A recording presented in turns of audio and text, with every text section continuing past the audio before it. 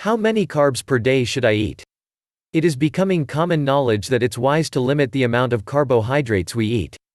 However, it is difficult to determine what are bad versus good carbs and how many carbs per day should we consume. This will give significant information about dietary carbohydrates and how to know how many carbs we can have in our diet.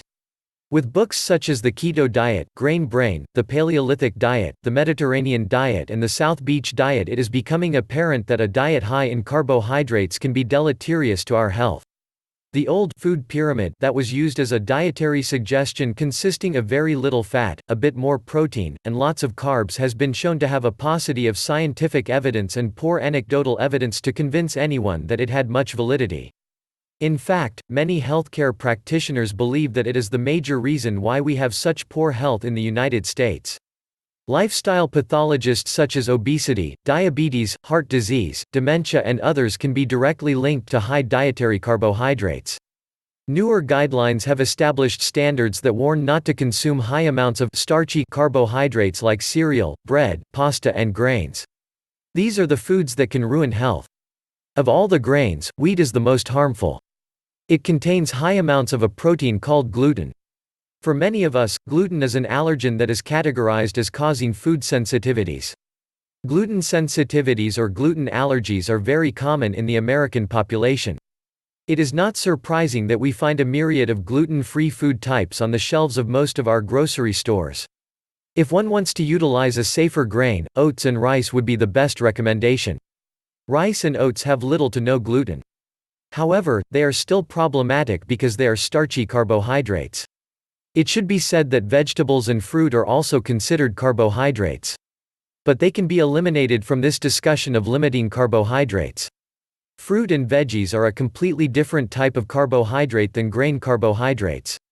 Even so, it would be best to consume a limited amount of fruit as some contain high amounts of carbohydrate called fructose.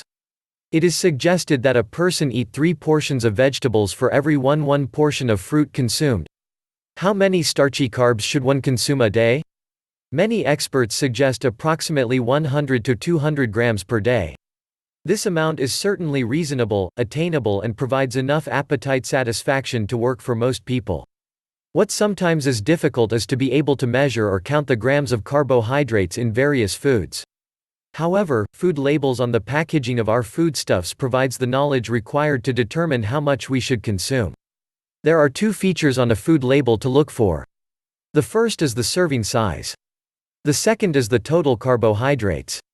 As an example, let's say you wanted to eat a food bar. Assume that the label said a food bar was 1 serving and the total carbohydrate listing was 20 grams. You would know that by eating 1 food bar of this type, 20 grams of starchy carbohydrates would have been consumed. Another example might entail eating oatmeal. Let's say the food label notes that 1 serving is 1/2 cup and that 1 serving yields 100 grams of total carbohydrates. We would now know exactly the amount of carbs eaten. If one were to reduce the serving size to 1/4 cup, 50 grams of total carbohydrates would be ingested. By using food labels, it is very easy to determine the amount of carbohydrates per day a person takes in.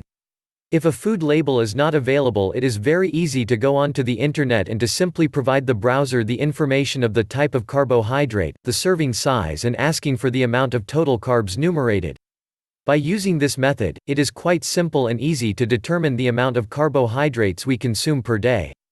Again, 100 to 200 grams per day of starchy carbohydrates is a good goal to shoot for. Many of us who initially utilized this approach found that within a year we reached a desirable weight, eliminated chronic pains, had increased energy and better sleep. This diet does not have to be excessively stringent. Most people who do not have serious metabolic diseases could certainly afford to have a cheat day or 2 each week when they could exceed the 100 to 200 grams of starchy carbohydrates and have some sweets. Limiting the amount of starchy carbs, consuming reasonable amounts of protein and healthy fats and supplying our diets with plenty of organic vegetables will allow most people to obtain healthful diet. Many healthcare practitioners, dietitians and nutritionists believe that this type of diet would allow the majority of the American population to reduce lifestyle health pathologies to a point of essential national insignificance.